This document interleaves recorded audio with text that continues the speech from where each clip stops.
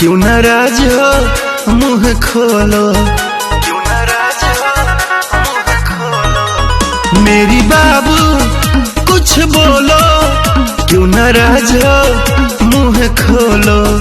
तेरे पापा हुए हैं अभी राजी के ना,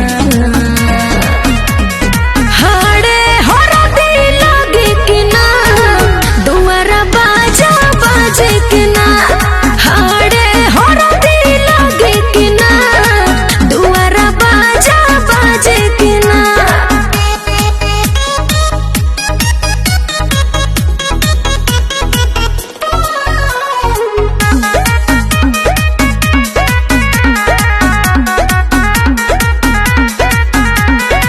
घरवा के मामला बा कैसे छुपाई, तोहरा से कैसे बताई।